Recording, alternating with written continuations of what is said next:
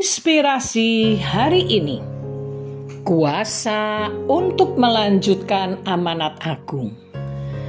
Kisah Para Rasul 1 ayat 3 mencatat, sebelum terangkat ke surga selama 40 hari, Tuhan Yesus melakukan 10 lawatan unik dan khusus sesuai dengan kebutuhan murid-muridnya.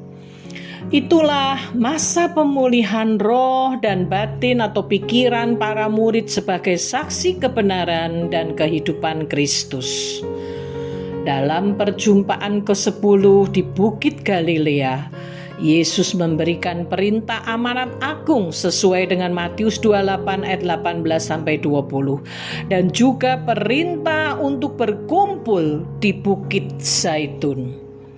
Sekitar 500 murid itu menyaksikan Yesus terangkat ke surga dan mereka pun mendengar suara, Yesus ini yang diangkat ke surga meninggalkan kamu akan datang kembali dengan cara yang sama seperti kamu melihat dia naik ke surga.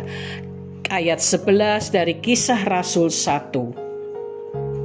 Jika kita memperhatikan ayat di atas, maka sebagai murid Kristus kita harus meyakini bahwa surga itu suatu realitas yang kita kenal dengan nama Yerusalem baru. Wahyu 21 ayat 16-18. Surga bukan dongeng. Surga adalah tempat pemerintahan tahta Allah dan tahta Kristus. Juga kedatangan Kristus kedua kalinya merupakan janji Allah yang pasti akan digenapi. Yesus Kristus akan turun dari surga untuk menegakkan pemerintahannya di bumi.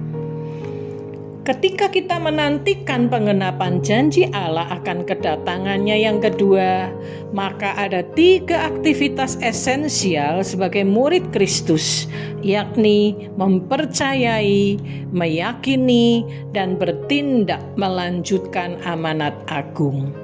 Kita adalah gereja Tuhan yang melanjutkan misi Kristus mewartakan Injil keselamatan. Dalam hal ini, Roh Kudus merupakan kebutuhan orang percaya. Sang penghibur atau Roh Kudus yang disebut Comforter akan mengisi dengan keberanian dan kekuatan sebagai saksi-saksi Kristus dalam pemberitaan Injil, mengajar, dan memuridkan. Keputusan hari ini, dengan roh takut akan Tuhan, saya mau menjadi orang percaya, orang benar yang setia melakukan amanatnya. Kristus akan menganugerahkan kepadaku langit baru dan bumi yang baru. Amin.